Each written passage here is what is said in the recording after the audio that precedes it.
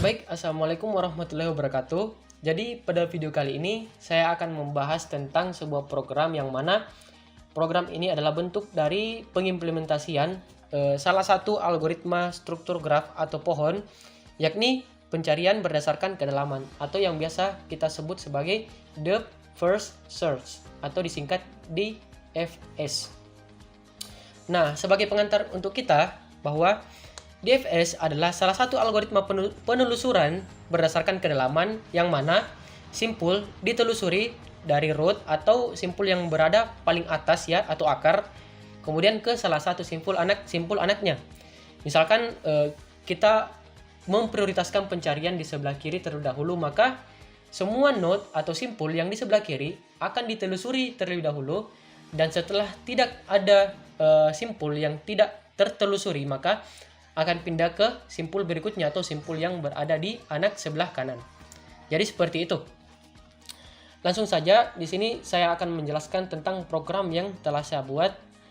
Di sini saya telah membagi ke dalam dua jendela ya untuk memudahkan. Di sini jendela pertama dan kedua berisi sintaks yang sama saja ya. Seperti itu. Kemudian di sini ada file header, di mana file header ini berisi tentang fungsi-fungsi yang kita gunakan dalam bahasa C.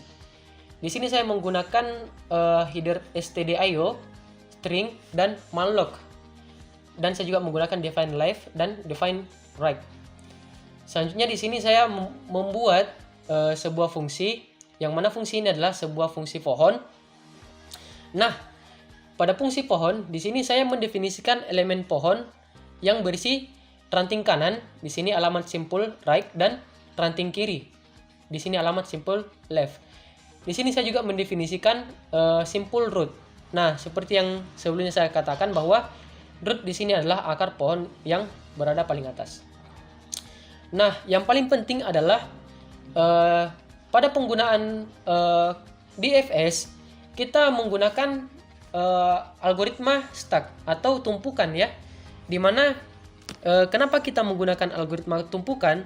Karena stack di sini bersifat data yang terakhir masuk adalah data yang pertama kali dikeluarkan, dan hal ini berkesinambungan dengan DFS, di mana elemen yang pertama kali dicari adalah berdasarkan kedalaman terlebih dahulu. Seperti itu. Berikutnya di sini setelah saya mendefinisikan elemen-elemen dari pohon, sini saya membuat struktur dari pohon itu. Nah, di sini ada void make tree, yang mana fungsi ini merupakan fungsi utama dari root atau yang paling atau simpul yang paling pertama ya tadi, akar. Kemudian di sini ada elemen ranting. Nah, elemen ranting ini adalah simpul setelah root atau node yang paling pertama atau akar tadi. Nah, di sini di void tree dia berada di ranting kiri atau ranting kanan. Saya definisikan seperti itu ya. Di sebelah sini dia ada dua ranting, yakni ranting sebelah kiri dan ranting sebelah kanan. Nah, di sini ada algoritma untuk stack. Kemudian saya membuat operator push. Nah, operator push di sini digunakan untuk mendefinisikan atau membuat root tadi berada di stack di sini. Jadi root tadi itu atau simpul yang pertama tadi kita masukkan ke dalam stack.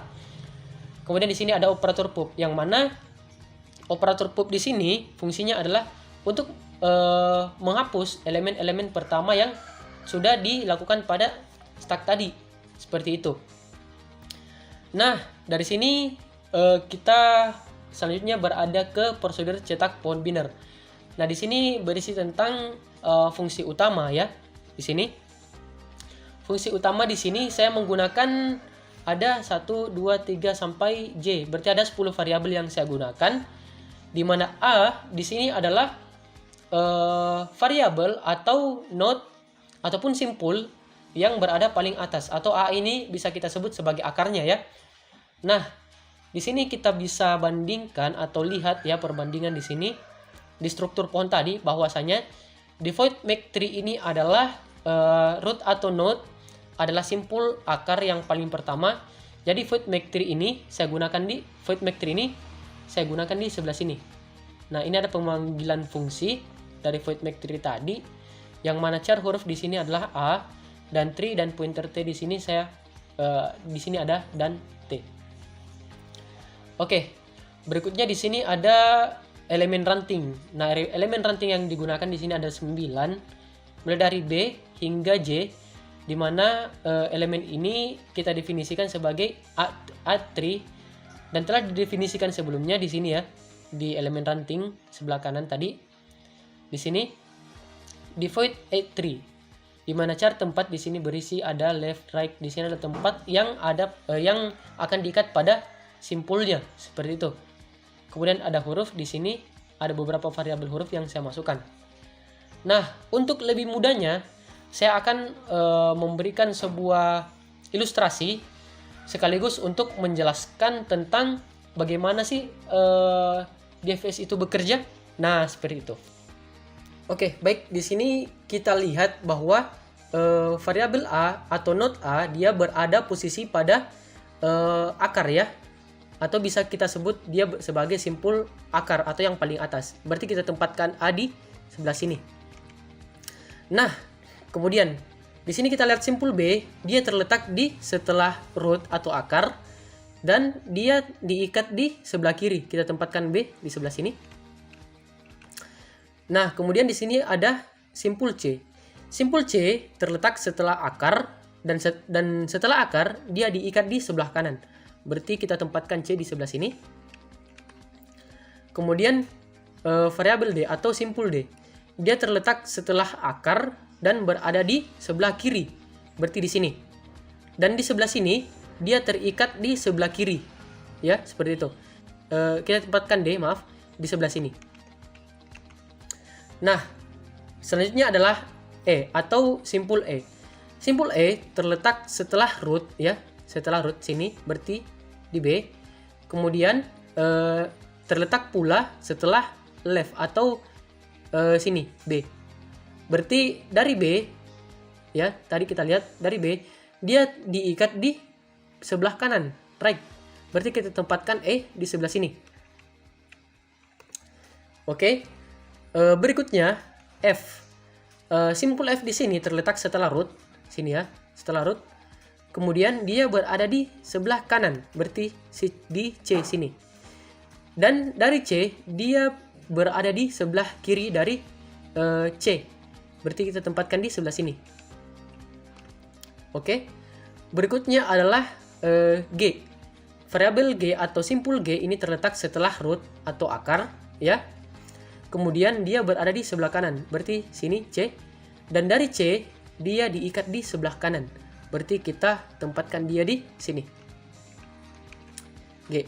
Kemudian variabel atau simpul H. Simpul H ini dia terletak setelah root sini. Kemudian ya sebelah kiri, berarti B. Dan dia terletak di simpul sebelah kiri lagi, seperti itu.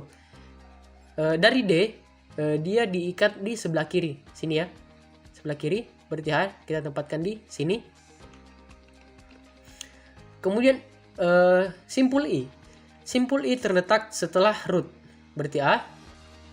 Kemudian dia berada di node right setelah A di sini kanan ya. Kemudian dari C tadi juga terikat di sebelah kanan, berarti G sini. Dan dari G dia diikat di sebelah kiri, berarti kita tempatkan I di sini ya, sini saya. Oke. Selanjutnya adalah J. Dan J ini dia terletak di setelah root ini A. Kemudian posisinya ada di simpul sebelah kanan C. Kemudian dari C dia diposisikan lagi di simpul sebelah kanan, berarti G. Dan dari G dia berada di posisi sebelah kanan. Nah, kita tempatkan J di sini. Jadi seperti inilah bentuk dari pohon dari program yang saya buat berdasarkan algoritma depth versus atau algoritma pencarian berdasarkan kedalaman yang saya buat ini ya. Jadi seperti ini. Selanjutnya saya akan jelaskan tentang bagaimana sih DFS ini bekerja. Jadi langsung saja saya akan melakukan compiling dari program yang saya buat ini ya. Di sini saya sudah memasukkan perintah untuk melakukan compiling terhadap program source code di DFS saya yang berada di page belajar C, struktur data dan pertemuan 15 algoritma graph. Nah, ini adalah posisi dari page file yang saya buat ini ya. Jadi ini adalah perintah untuk melakukan compiling. Langsung saja kita compile. Oke. Baik, selanjutnya saya akan melakukan run dari program yang saya buat ini, yakni source code DFS executable. Oke, dan hasilnya adalah seperti ini. Hasil dari pencarian terhadap algoritma DFS ini adalah A, B, D, H, E, C, F, G, I, J daripada pohon yang kita telah buat sebelumnya ya. Nah, di sini saya akan mentranslasikan langsung bahwa kita buat pewarnaan terlebih dahulu. Di sini kita mulai dari simpul A, di mana simpul A ini adalah node yang paling awal atau akar ya. Jadi kita warnai di sini. Dan dari sini pencarian dilakukan atau diprioritaskan terlebih dahulu di sebelah kiri. Jadi kita beralih ke B. Jadi pencarian dilakukan terlebih dahulu ke sebelah kiri. Kemudian dari sini kita lakukan lagi pencarian ke D. Seperti itu. Sampai ke H. Dan dari H, apabila sudah tidak memiliki cabang, maka pencarian telah dilakukan dari H, kemudian kembali kepada B karena sudah tidak ada cabang lagi, dan akan melanjutkan ke cabang selanjutnya yakni DE, seperti itu. Jadi di sini pencarian dilakukan ke E ya, seperti itu. Kemudian apabila sudah tidak memiliki cabang ya, maka pencarian dilakukan pada anak cabang berikutnya yang ada di sebelah kanan, seperti itu. Jadi pencarian selanjutnya ada pada yang sebelah kanan ya. Kemudian kita warnain di sini C dan F, di mana F di sini yang akan dilakukan pencarian terlebih dahulu. Kemudian apabila sudah tidak memiliki cabang ke bawah, maka pencarian berhenti sampai ke situ. Kemudian kembali lagi ke C dan dilakukan pencarian ke G. Nah, dari G memiliki 2 cabang, kiri dan kanan, tapi kita prioritaskan di sebelah kiri terlebih dahulu karena algoritma pencarian dari DFS itu seperti itu ya. Kemudian dia mencari di node I, dan dari node I sudah tidak memiliki cabang dan kembali lagi ke node G, seperti itu. Kemudian di sini setelah G maka akan dilakukan pencarian di J. Nah, jadi sudah benar ya dari algoritma DFS yang sudah saya buat tadi bahwa pencarian DFS ini dilakukan dari diprioritaskan sebelah kiri terlebih dahulu dan dilakukan pencarian di node sebelah kiri ke bawah, seperti itu ya. Nah, seperti ini. Dari A, B, D, H, kemudian ke E, kemudian C, kemudian F, G, I, dan J. Oke, mungkin sampai di sini saja dulu video kali ini. Jadi semoga bermanfaat untuk kita semua dalam mempelajari ilmu terkait dengan algoritma depth first search atau pencarian berdasarkan kedalaman ya, seperti itu. Jadi terima kasih. Wassalamualaikum warahmatullahi wabarakatuh.